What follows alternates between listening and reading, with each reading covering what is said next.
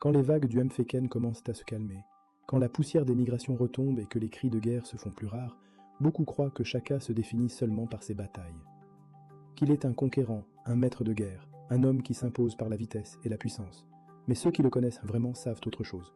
Shaka ne vit pas seulement pour vaincre, il vit pour bâtir, pour ordonner, pour structurer, pour donner une forme durable à la force qu'il a créée. Les grandes victoires ne sont pas l'aboutissement de son œuvre. Elles ne sont que l'entrée, la porte d'un projet beaucoup plus vaste. Faire des Zoulous non plus un clan, mais un État. Shaka comprend mieux que personne que les batailles ne peuvent rien si l'intérieur d'un peuple reste fragilisé. Alors il observe les besoins, les failles, les tensions, les ressources. Il marche à travers ces terres, écoute les anciens, interroge les chefs, observe les troupeaux, les récoltes, les villages. Il ne gouverne pas depuis une hutte isolée. Il gouverne comme un homme qui veut sentir les battements du pays sous ses pieds. Une de ses premières priorités est l'organisation du territoire. Les villages, autrefois dispersés selon les aléas des familles et des saisons, sont réorganisés en cercles plus cohérents, plus faciles à défendre, plus simples à gérer. Il développe des routes, pas des routes pavées comme dans les empires lointains, mais des axes de circulation stratégiques où les messagers peuvent courir sans obstacle, où les renforts peuvent se déplacer vite, où les ressources circulent sans se perdre. Il donne aussi une grande importance au système des messagers.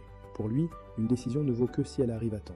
Il met en place des relais d'hommes jeunes, rapides, disciplinés, capables de parcourir de longues distances pour transmettre des ordres.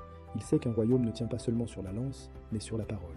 Les messagers deviennent les nerfs du pays, ses artères invisibles. Shaka porte ensuite son attention sur l'économie, un domaine que beaucoup de chefs négligent, mais que lui considèrent comme la vraie base du pouvoir. Il sécurise les zones agricoles, protège les troupeaux, surveille les pâturages, anticipe les sécheresses. Il voit que les guerres ont déplacé des populations entières. Il décide donc d'encadrer ces mouvements.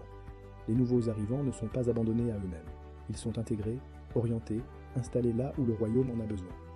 Cette intégration renforce la diversité du royaume, enrichit ses savoir-faire et évite des tensions inutiles. Mais Shaka ne se contente pas d'organiser.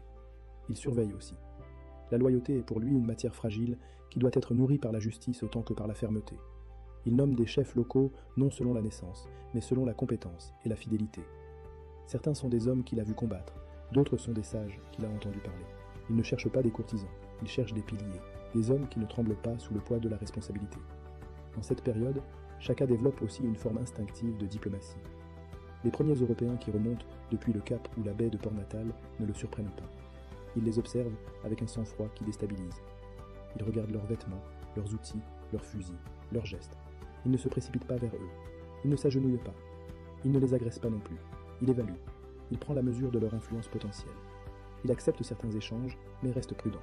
Il sait que ces hommes peuvent devenir des alliés, mais aussi des serpents qui mordent sans prévenir. Alors il les traite avec la distance d'un chef qui ne se laisse jamais hypnotiser par la nouveauté.